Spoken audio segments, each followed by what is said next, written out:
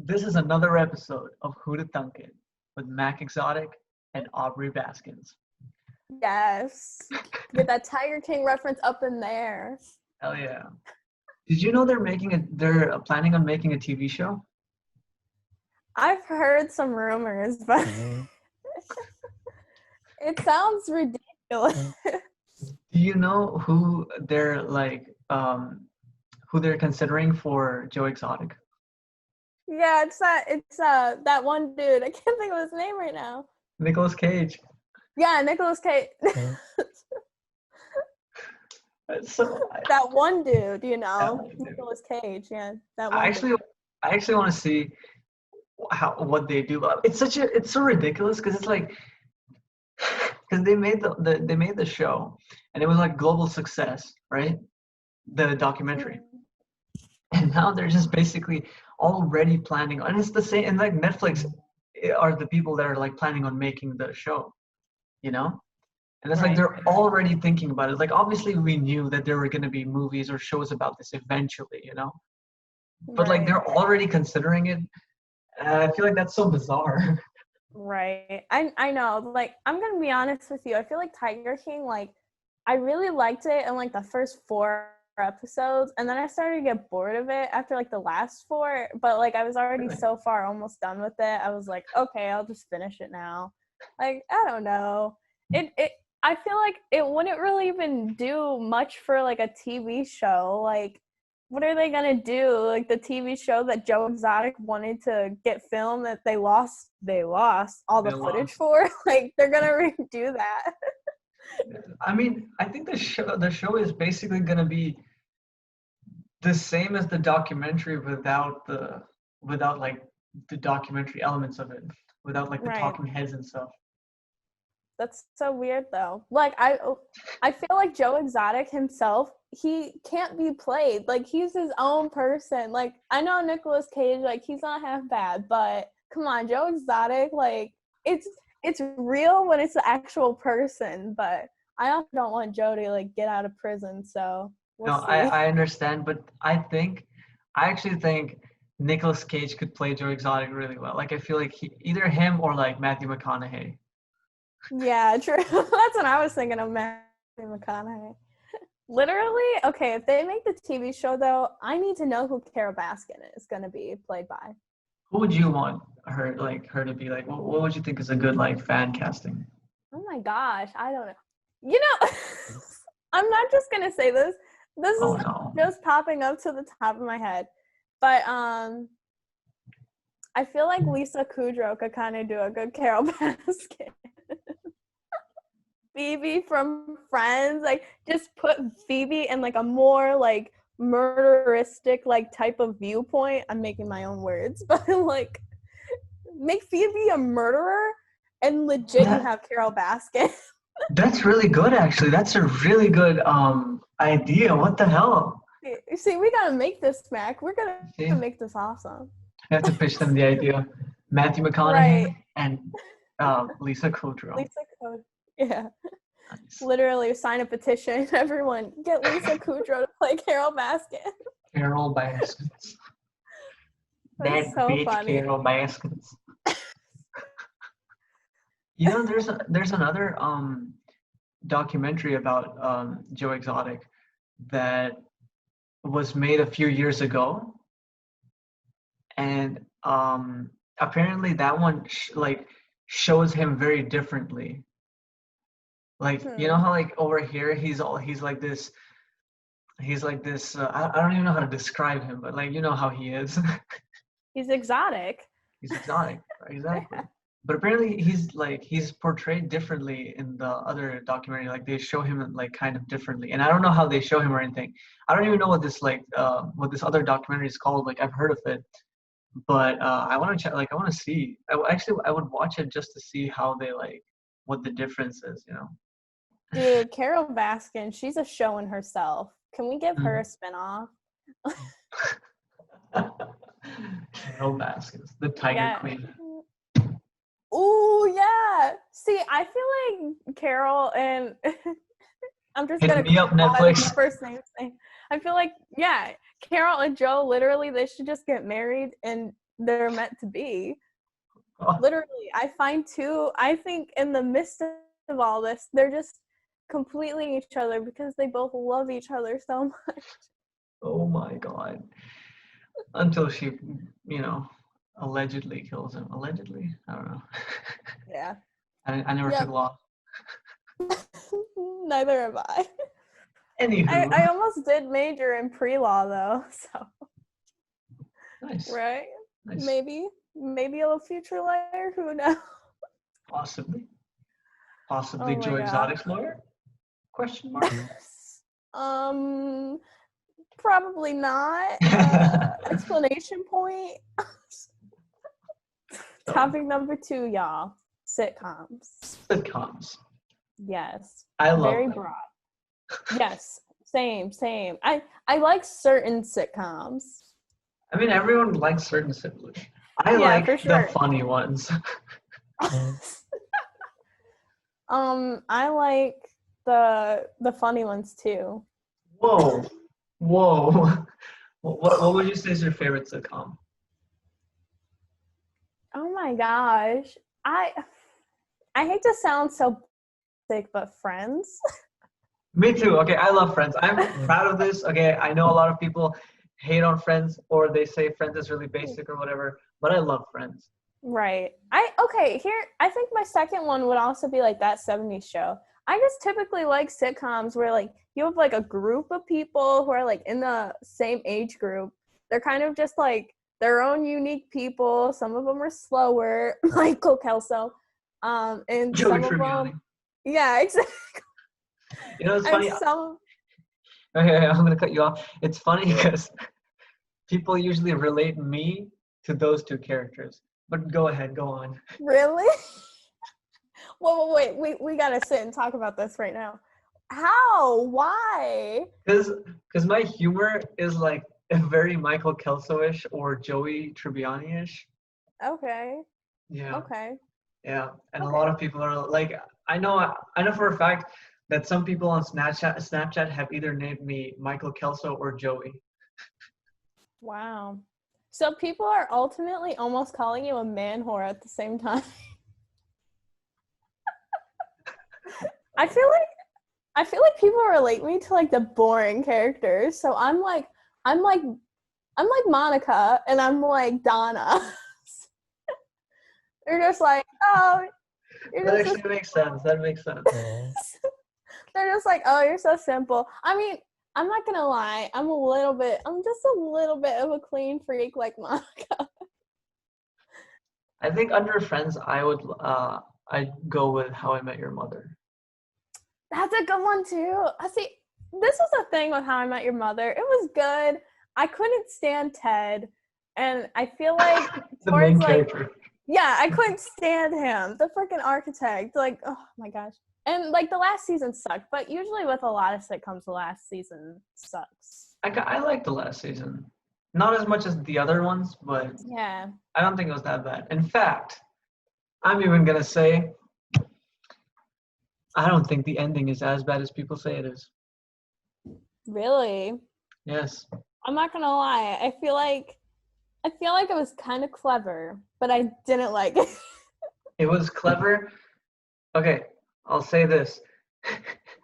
They could have done it way better. Yeah. But it was clever because it stayed very true to the show.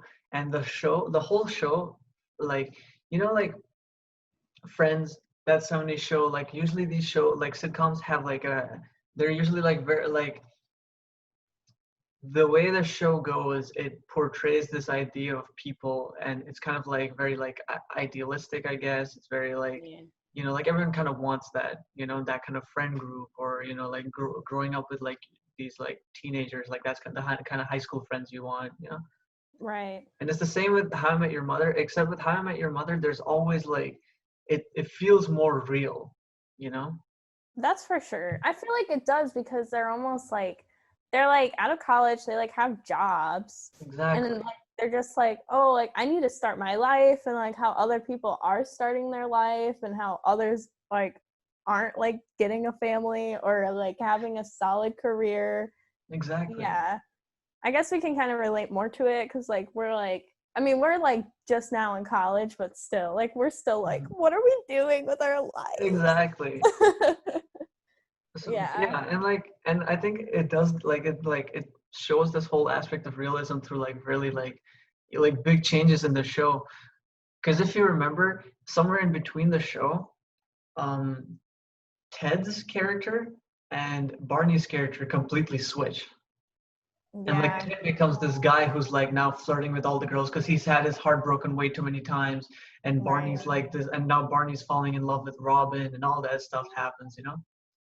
I love freaking Barney and Robin. Oh my I god. know, I know, That's why I don't like the last season, I know. I especially. mean, the thing is, I I think I would have preferred a more like idealistic ending where they did end up together and the mom was Right. that other girl and blah blah blah. I mean, she was the mom either way, but Right. you know, but even the ending, it was more real because it was like true to life because it was like, some things just kind of end eventually, and there's nothing you can do about it, Yeah, So for yeah, sure.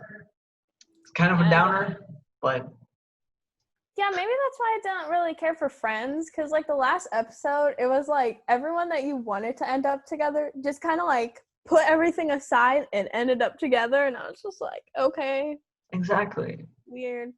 I'm trying to think with that 70s show. I think that's maybe why I liked it, was because like specifically like with Eric and Donna, like they like were not together at the like end of the season until he like comes back in the very last episode. But like Mhm. you don't know if she's like gonna like get Yeah, back with him or not. Like they just kind of kiss and they're like, okay, like how are you, friend? Like, and I kind of like that because I was like, okay, like it's kind of just open to yeah, interpretation, it's like interpretive callback. right? But I also felt like they kind of got some sort of closure. So it was like, Yeah. okay, I'm happy with this. And the thing I loved about that 70s show's ending was how it's such a this is such an obvious thing that happened, but like I love how they did it because it's like the show ended with the countdown to the 80s, and they Right, just ended the 70s and they like leave the room, and like I love that scene. I think that was like a really perfect right, ending scene. right. That is a beautiful scene, man. And then it Mhm. just puts up the license plate, like the credits, and it's like Yes. 80s. Hmm. Aw. Yeah. I feel like with Friends, I feel like the most relatable part is mostly like when Chandler is like, he's like, oh, I hate my job, and it's like no one knows what it really is, but it's like all this like math, I think, and Oh literally yeah, yeah. like he's just like, oh my gosh, I hate it, and then he's like, well, doesn't everyone here hate their jobs? And they're like, no, I love my job, and Rachel's like in the fashion industry now, Monica's like some chef like at a restaurant, everyone's like, yeah, I love it. And then he's like, what? And then he tries to like do all these things and changes his career. I'm just Okay, I like, get that. I feel it. I actually have a question for you. Yeah. So the thing is, we've only been talking about sitcoms that were like Friends ended in like 2004, and like How I Met Your Mother like 2015, I think. Yeah, And something like, like that. yeah, why do you think sitcoms like died out? Well, okay, like I feel like it's a mixture of like I think it's mostly because of like streaming services, kind of. Okay. Because it kind of like with streaming services, you can get instant access like for everything, but like you can still put sitcoms on streaming services. But I feel like with sitcoms, like it's more of like a family type of like dynamic, or like you have like a group of people with you to watch them, and Yeah. like that's how a lot of people seem to like sitcoms, I guess. Fair I enough. don't know. I feel like with sitcoms, at least like younger sitcoms that I used to watch, like really old ones that my mom used to watch when I was like a kid. Like I watched Punky Brewster. Like no one knows what that is. Or like used to watch Full House a lot, Yeah. and it was like these are like family based shows. And I feel like even when you get older, like maybe you like don't hang out with your family as much, but you hang out with like a group of friends. So Hmm. like I feel like people just don't interact as much like and hang out at one place. And even if they do, I feel like there's just more interesting things to watch, like movies, and like sitcoms are like kind of like a commitment. That's a good point, actually. I never Right? thought about I'm it that on it today. way. Yeah, go off. Yeah. Because you know there have been like sitcoms coming out recently. I think there are a lot of airing right now too, but they're doing really bad. I know Nina Dobrev was in one recently, like last year or something, and I remember watching it, and it was just like it's kind of like they try to do it, like they try to be what like the older ones were, but it just doesn't work out right now for some reason. Yeah. Okay, you know how you said the whole streaming services thing? Yeah. With that, they've also made a lot of new shows that are shorter in length. Like each episode's like 20 to 30 minutes, and they're like proper, like they're shows, like some of them even like comedies, but they're not like sitcoms anymore, right? Right. So Afterlife. Afterlife, yeah. I actually watched a trailer for that and I really wanted to watch it, but I Nice. haven't watched it yet. You should. I'm um slacking. yeah. And Jim Carrey's Kidding, have you seen that? Have you heard of it? No. It's really interesting. No. So yeah, it's things like that, and I think because of that people are like they have other things to watch that are more entertaining, that are in like Yeah. shorter lengths or whatever. So that yeah, and that's why I think sitcoms are completely like overlooked now. That makes sense. How many times have you I watched think Friends? I've only watched it 2 times all the way through. Oh, Yeah, really not bad. I'm not gonna lie, I was late to the Friends bandwagon. I I kind of was. I think I watched it the first time ever when I was like 16. Me So too. 3 years ago. Yeah. Okay, cool. I'm not entirely late then. How So I Met Your Mother though, bro, mhm. that was like my 7th grade life. You want to know what got me into Friends? Hmm.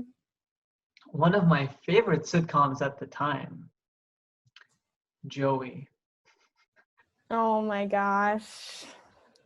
So when I was Typical. younger, when I was like 12 or 13, I was watching TV and they were airing Joey, right? Mhm. And I had no idea what it was, and I was like, okay. So I watched it, and like I was hooked. Like every day, I was like, I watched the whole thing. I loved it, and and the thing is, I didn't know about Friends. I didn't know this guy was from like another show or anything. Like I didn't know anything. And then one day, the show ended, and I was really sad, and I was like, oh, this was like a really good show, you know. And then one day I'm telling my uncle about it, and I'm like, I was watching this show. It's called Joey. It was the best. Like I loved it. It was so funny. And he's like, Joey? Like, wait, what? And I'm like, yeah. He's like, isn't that the Friends sitcom?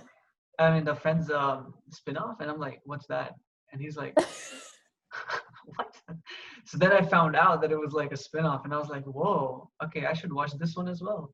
This sounds like a conversation I have quite often. And then yeah, then I watched Friends and I loved it. And then a few years later I watched Friends and I loved it. And then I rewatched Joey after Friends.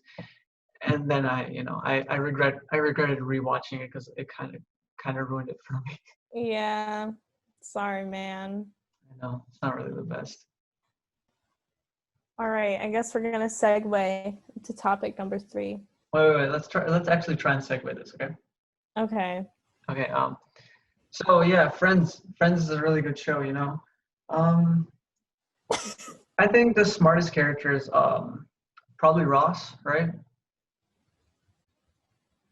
Yeah, sadly. Sadly, I yeah. don't like Ross. Oh, actually, who's a kind of a smarter character? Who? That one guy that Phoebe dated that went to Russia. Yeah, that scientist. Do you remember him? Yeah. Oh And my god, I forgot his name. you know what I remember about him? Hmm. Like, he used to wear glasses. And the thing is, Ross didn't wear glasses. So I think that begs the question, do glasses make you look smarter? Hmm. This is actually a really great question to ask Mac Exotic. Thank you. I'm have to be on board and say yes because I'm wearing glasses. Yeah. I have no choice. Yeah. Hold on. Yeah. Okay, I'm smart now too. Why, hello. Mm-hmm. So do you actually think that glasses don't make you smarter? No, I just put on glasses to be smarter. I know. I also think I'm trying to be weird. I also think I get dumber when I don't wear my glasses because I have to wear these because I have like my eyesight isn't that good, and I feel dumber because I'm like, why am I not wearing glasses? Because I can barely see. My eyesight, because these glasses are, oh my gosh, like 6, 7 years old now. Wow. It's been Wow. a minute since I've been to the eye doctor, and I was gonna go, but then everything had to happen, right? But Mhm. anyway, yeah, I actually have like the almost opposite problem where now I have like worse, like I have like worse, like a harder time seeing things with my glasses on than if they're off. Because like my eyesight is like so dilated, like it's like caught up to like the prescription my glasses are at, and like my glasses just suck now, and my eyesight's like so awesome. Oh my Yeah, God. this is why you go to the eye doctor, y'all. Well, who'd have thunk it? Oh my gosh, he Wow. did it. He Fair done did enough. it. He did it. He said it. Oh my gosh. Oh my goodness. But yeah, if you don't, even if you don't wear glasses, you still can be smart like Ross. Just don't be as egotistical as Ross. Yeah. My only word of advice to everyone out there. Fair enough. That's wise words from Aubrey Baskins. Aha! Aha! You know it. Aha! Meg Okay. Exotic, you done diddly done it again. And on that note, we will bid you adieu. What he said. Yep. Hello, viewers, and we'll see you on the next episode of Who Did Dunk It. Adioso.